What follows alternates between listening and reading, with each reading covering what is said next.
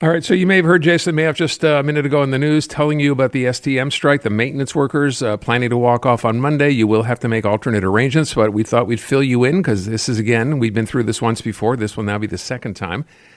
Katherine Roux Groleaux is Director of Public Affairs at the STM, and she is on the line. Thank you for being here this afternoon. So, yeah, we have some citizens, of course, who use public transit, a little concerned as to what's going to be happening. Can you fill us in?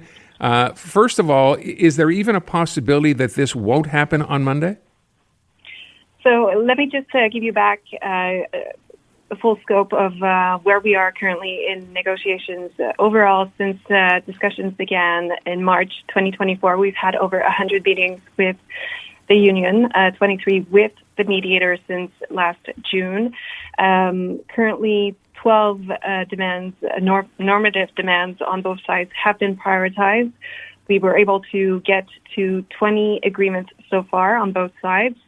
And yesterday, the STM presented a comprehensive offer covering the vast majority of normative demands. These offer pertain strictly to the aspects related to the organization of the work. Unfortunately, the proposal was rejected, but today we are asking the union to reconsider, to meet with us. We'll make ourselves available over the weekend to meet with the union and the mediator to find an agreement in order to avoid the strike. Okay, so that's, first of all, I had no idea there had been that many meetings. This is kind of crazy when you mentioned it's been going back to 2024. But let's assume that the union, and they seem to be pretty hard set in their position in saying that they're not going to go back to the table anytime before Monday. What's the main sticking point here? Because I just heard on our news the suggestion that if the STM accepted what they're asking for, you'd have to actually cut back on service. Is that accurate? So basically, we presented an offer on the normative demands pertaining to the monetary demands that they are actually asking. Their demands represent an increase of almost $300 million. So this is $60 million a year over 5 years, which exceeds by far our financial framework of 12.5% over 5 years. To put things into perspective, if we were to go forward and fund their financial demands, we would need to cut bus services by 10%. Now, we're not going to cut services in order to fund monetary demands. The only way for the union to get additional financial or to increase the financial framework would be to self-finance by proposing adjustments to the working conditions so we can find cost-effective measures that we can then reinvest in the financial framework. All right. Again, I would ask you if you're hopeful that something can happen before the strike on Monday. I'm guessing the answer to that is you'd like to be hopeful, but that's perhaps not realistic. Well, right now we're working around the clock. We want to make sure, we want the union to reconsider the offer that was made yesterday. We feel it's a very interesting offer, and we want to be able to continue the discussions, and we'll make ourselves available this weekend to prevent the strike. By the way, is part of this, I thought I'd seen this a week or so ago, part of the concern here is that the STM is using sort of freelance workers, if you will, to get some of the work done. Is that an issue? So we want to recognize the internal expertise that we have to deliver our core business, which is a safe and reliable transit system. Anything that falls outside of that core business, so would it be snow removal, landscaping, we want to be able to work with the union to subcontract these activities so that we are rendering them in a more cost-effective way. Okay. Let me ask you, with respect to citizens now listening, thinking, okay, let's assume this is going to happen. What do we need to know? My understanding is that on Monday, if there is no deal reached, service will be provided Monday, Wednesday, and Friday only during morning and afternoon rush hours. Tuesday and Thursday service would be normal, and weekend service would still be weekend service. Is that pretty much the case? Yes, except for so on essential services days. So on Monday, Wednesday, and Friday, peak hours will be serviced, and as well as 2 hours in the evening. So that's really important. And the most up-to-date information is readily available across our network. Signage has been posted everywhere. Also, the tools on our website has the most timely information. So plan ahead, visit our website, stm.info/en/strike to get the most up-to-date information. And we'll do everything that we can, again, to reopen the discussions with the union to prevent a strike, and we'll make ourselves available this weekend. Can you mention the website again, please? Yes. So stm.info/en/strike.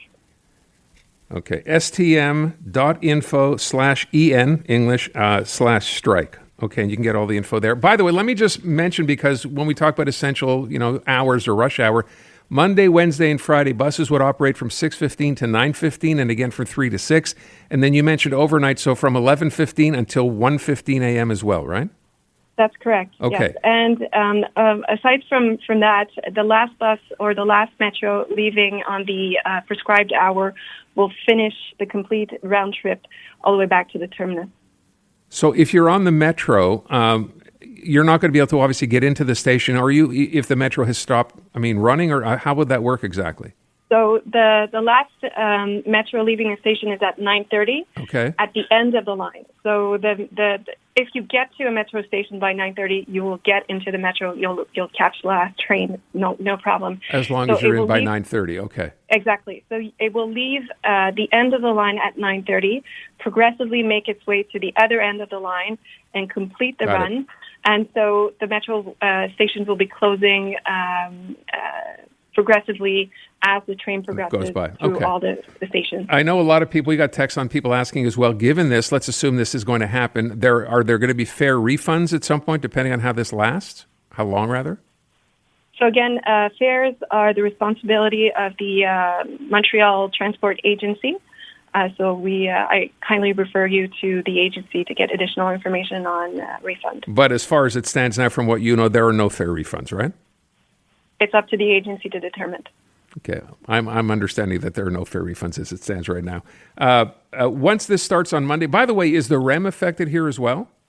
No, it's strictly the STM. Okay, so regular service on the REM, which is perhaps something I guess we can look forward to if that happens.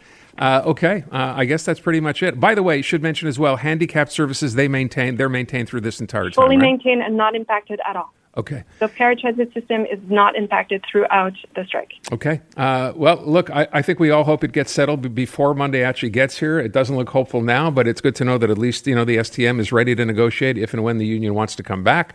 We'll keep our fingers crossed. Katherine, thank you so much for your time. Thank you. You bet. Bye. Katherine Roux, Groleaux from the STM. And again, this will happen unless, as I said, there's a miracle and a deal is reached. This will happen starting on Monday. So if you travel by bus or travel by metro, be aware, Monday, Wednesday, and Friday, morning rush hour, afternoon rush hour, and from 11:15 at night or from 11 p.m. at night until 1:15 in the morning. That's it. The rest of the day, there will be no bus or metro service. And as she said, and I know some people got caught up in this last time around when we had a strike, you have to be in a metro station by no later than 9:30.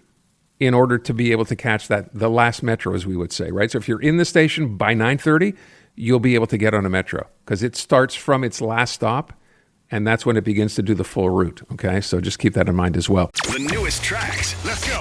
New music. And the next big thing. Always on the new music first. Your first place to hear it all. 'Cause you gon' like it, love it, wanna play it twice. Playing now.